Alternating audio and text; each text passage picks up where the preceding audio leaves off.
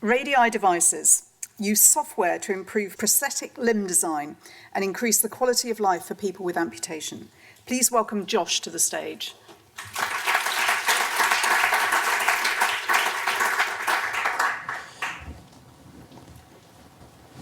My name is Joshua Steer, founder of Radii Devices, and we use software to design better prosthetic limbs and increase quality of life for people with amputation. Now imagine you've just bought a new pair of shoes. If these do not fit, you can just go back to the shop and try on a new pair. Now the prosthetic socket provides a similar function for a person with amputation.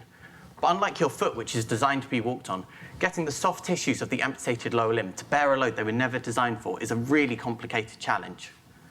The prosthetic socket is a bespoke device designed by a clinician who uses their skill and experience to craft the shape of the socket where millimeters can make all the difference in quality of life. However, there are currently no analytics in this process, and this leads to on average 9 visits in order to receive a comfortable socket. This causes pain for the healthcare provider for increased time and cost, pain for the clinician who's trying to deliver the best service, and pain for the user who's restricted in their quality of life. I'm commercializing my PhD research in order to solve this problem and improve prosthetic limb design. Our software solution achieves faster optimization of these devices by predicting the fit of the socket before it's even been manufactured. The technology works by using medical imaging data to generate state-of-the-art biomechanical models. And as you can see on here, this allows a real-time prediction of the pressure in between the limb and the prosthetic socket. Our technology takes advanced engineering and makes it available and accessible for clinics. Now, limb loss is a global and growing problem, driven by an increase in the incidence of diabetes across the world. For example, in the US, the number of people with amputation is projected to double to 4 million by 2050. Further adding to the healthcare burden is the fact that new sockets are required every few years due to long-term changes in the shape of the limb.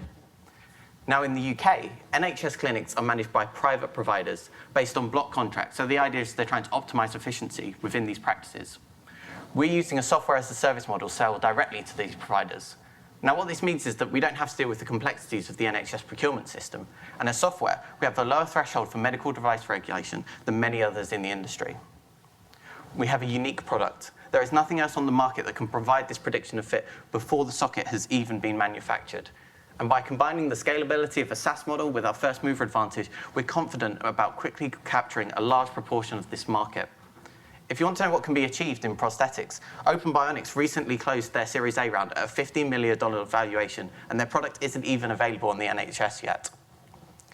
Now, working with my 2 PhD supervisors who are now acting as technical and clinical advisors to the business, over the last few years, we've gained an extensive profile and clinical network.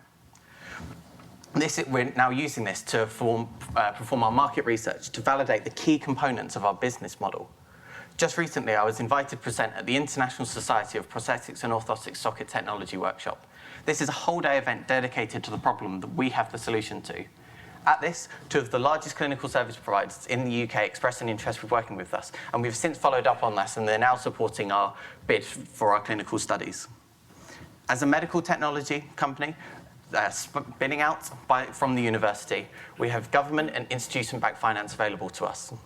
I've already secured the Royal Academy of Engineering's Enterprise Fellowship. This prestigious award is only given to 12 researchers a year. It provides £60,000 of equity-free funding, extensive business training and mentorship, and access to the Royal Academy's network with their approval. So our next stage is a clinical feasibility study. This will allow us to quantify the gains in the clinic that can be made using our technology. This study will begin in early 2020. It will last for 12 months, and it will allow us to substantially de-risk the business, increase our company value, and ultimately convert those early adopters into revenue-generating customers. We've just put in a bid with the NIHR for £750,000 and are looking to match with that equity of £150,000, and we're currently raising for that. So with your support, we can take all of these progress of 4 years of academic research, an extensive clinical network, and the Royal Academy of Engineering Enterprise Fellowship in order to validate and bring to market our product, to dramatically improve prosthetic limb design, reduce time and cost for healthcare providers, and increase comfort and quality of life for people with amputation. Thank you very much for listening, and come over to the stand. I'd be delighted to answer any of your questions.